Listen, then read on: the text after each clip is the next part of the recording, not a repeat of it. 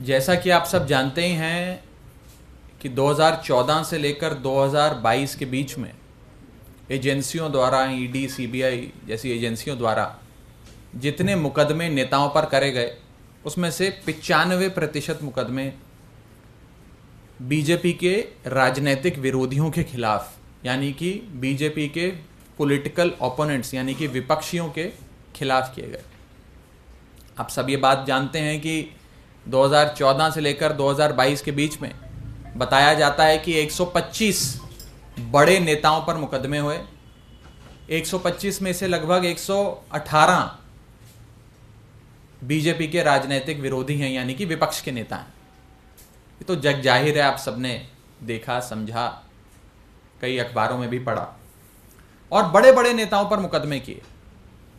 मनीष सिसोदिया से लेकर संजय राउत तक, राहुल गांधी से लेकर सोनिया गांधी तक, पी चिदम्बरम से लेकर फारूक अब्दुल्ला तक, अनिल देशमुख से लेकर नवाब मलिक तक, सारे जो बड़े शीर्ष नेता हैं अपनी अपनी पार्टियों के, उन पर मुकदमे दर्ज करे गए और केसेस को पकाया गया। पकाया इस तरह गया कि जब मौका मिलेगा, चुनाव नज़दीक आएगा, राजनीतिक परिस्थितियां बदलती नजर आएंगी, तो समन भेजकर उनको बुला लेंगे, एजेंसियों के चक्कर कटवाएंगे और फिर भी वो नेता नहीं माना तो उसे पकड़ के जेल में डाल देंगे। ये चलता आ रहा है। और इस बीच एक बड़ी राजनीतिक डेवलपमेंट होती है। वो बड़ी राजनीतिक डेवलपमेंट है इंडिया गठबंधन का बनना। इंडिया गठबंधन के बनने से भाजपा पूरी तरीके से डर गई, घबरा गई और भाजपा को ये समझ में आ गया कि अभी तक वो ये तमाम पार्टियां अलग अलग चुनाव लड़ती थी, वोट बढ़ जाता था तो बीजेपी सीटें जीत जाती थी, सरकार बना लेती थी। लेकिन इंडिया गठबंधन बनने के बाद सारे एकजुट होकर अगर चुनाव लड़ते हैं, भाजपा के एक प्रत्याशी के खिलाफ इंडिया गठबंधन का एक प्रत्याशी चुनाव लड़ता है, तो भाजपा की सीटें कम होती हैं और भाजपा हार के नजदीक आ जाती है और लगभग हारती हुई नजर आती है। ये डर कहीं ना कहीं बीजेपी को सता रहा है और इसी के चलते हमारे सूत्र हमें बताते हैं कि एक योजना बनी है। इन पुख्ता सूत्रों का कहना है, ये योजना है कि जो टॉप लीडरशिप है इंडिया गठबंधन के पॉलिटिकल पार्टीज की, जो मेन नेता हैं इंडिया गठबंधन के, उन्हें पकड़ के जेल में डाल दो। जब टॉप नेता जेल में डाल दिया जाएगा तो वो चुनाव कैसे लड़ेगा? वो तो कोर्ट, कचहरी, वकील, एजेंसी, जेल के चक्कर काटता रह जाएगा। पार्टी कैसे चलेगी? तो यानी कि अगर इंडिया गठबंधन के एक एक नेता को, जो शीर्ष नेता है, टॉप लीडरशिप है पार्टी की, या पार्टी का मेन मुखिया है, मेन अध्यक्ष है, अगर उसे ही पकड़ के जेल में डाल दोगे तो रेस में तो अकेले भाजपा दौड़ेगी और अकेले ही जीत जाएगी। जब रेस में कोई दौड़ेगा ही नहीं उनके साथ, तो अकेले ही दौड़ेगी और अकेले ही जीत जाएगी। इसी श्रृंखला में एक योजना बनी है और उस योजना में पहला अरेस्ट दिल्ली के मुख्यमंत्री अरविंद केजरीवाल का भाजपा की एजेंसियां करने जा रही हैं। दिल्ली में 7 लोकसभा की सीटें हैं। इंडिया गठबंधन अगर एकजुट होकर लड़ता है तो 7 की 7 सीटें बीजेपी हार रही है। आप भी जानते हैं, हम भी जानते हैं। और ये 7 की 7 की सीटों की हार बीजेपी को इतना सता रही है कि वो अपने अरेस्ट की शुरुआत दिल्ली से करने जा रहे हैं और पहला अरेस्ट अरविंद केजरीवाल जी का करेंगे, ताकि इन 7 सीटों पर आम आदमी पार्टी लड़ने लायक ना रहे। जब नेता ही नहीं होगा तो पार्टी कैसे चुनाव लड़ेगी? और अरविंद केजरीवाल जी को जेल में डालो, 7 सीटें दिल्ली की अपनी जेब में डालो। ये भाजपा का लक्ष्य है। इसके बाद ये लोग अगला अरेस्ट जो करने जा रहे हैं वो एक ऐसे राज्य का है जिसमें 14 सीटें आती हैं। 14 की 14 लोकसभा सीटों पर भाजपा की हालत खराब है और ये झारखंड राज्य, जिस राज्य में जेएमएम पार्टी की सरकार बनी, जब से हेमंत सोरेन साहब वहाँ के मुख्यमंत्री बने तब से उनकी लोकप्रियता इतनी बढ़ती गई कि वो भाजपा जो 2019 में 14 में से 12 सीटें झारखंड की जीती थी, आज 14 में से 4 सीटें भी जीतती नजर नहीं आ रही है। इसी के चलते अगला अरेस्ट वे हेमंत सोरेन साहब का करेंगे और झारखंड की रेस में अकेले ही भाजपा दौड़ेगी, अकेले ही जीतेगी, ये लक्ष्य है। इसके बाद बिहार के राज्य में जहां पर पिछली बार नीतीश कुमार के सहारे भाजपा 2019 का लोकसभा चुनाव लड़ी थी, शानदार प्रदर्शन रखा था, 40 में से 39 सीटें जीती थी। उस राज्य में जब से नीतीश कुमार जी ने उनका दामन छोड़ा और आरजेडी और जेडीयू ने मिलकर सरकार बनाई, तभी से ये योजना बन गई कि आरजेडी की टॉप लीडरशिप जो है उसे पकड़ के जेल में डालो। इसी श्रृंखला में अगला अरेस्ट आरजेडी के नेता तेजस्वी यादव का हो सकता है, ताकि आरजेडी पूरी तरीके से बैठ जाए और बिहार में चुनाव लड़ने लायक ना रहे। रेस में अकेले भाजपा दौड़ेगी, अकेले जीत जाएगी।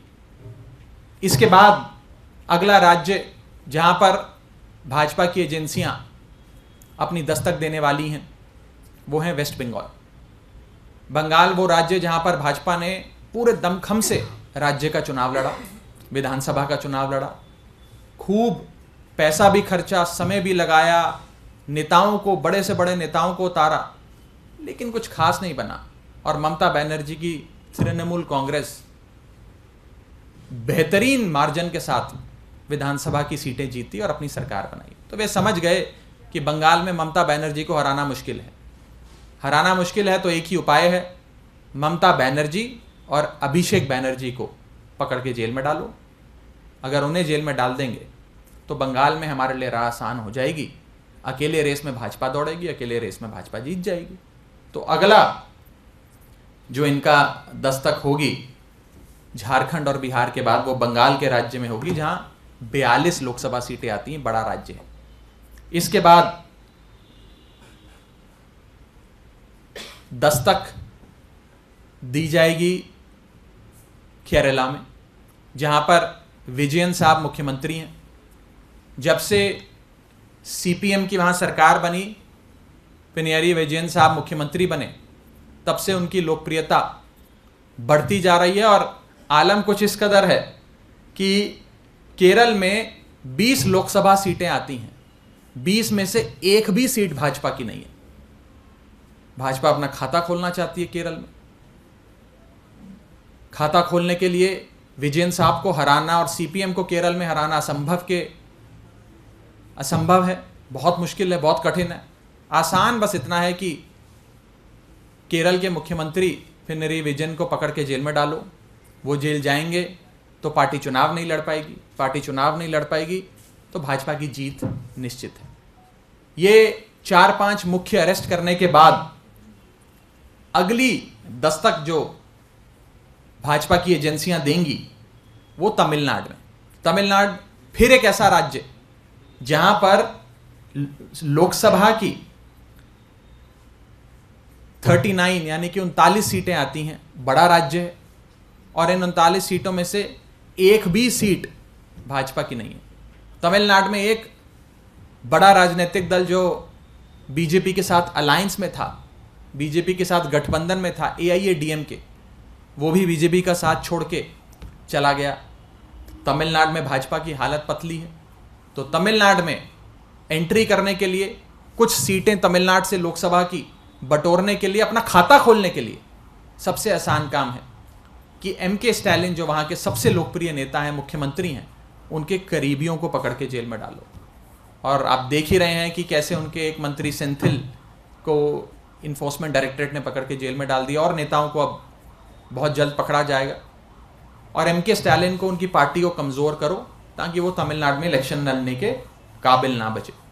उसके बाद अगली दस्तक तेलंगाना में दी जाएगी, जहाँ पे फिर आने वाले राज्य का चुनाव और आने वाला राष्ट्रीय चुनाव दोनों भाजपा बुरी तरीके से हार रही है और वहाँ पर BRS पार्टी बहुत मजबूत है। तो BRS पार्टी को दौड़ से हटाने के लिए BRS के शीर्ष नेतृत्व KCR और उनकी बेटा और बेटी को अरेस्ट करने की तैयारियां चल रही हैं। इसी श्रृंखला में आखिरी दस्तक जो दी जाएगी वो महाराष्ट्र में दी जाएगी।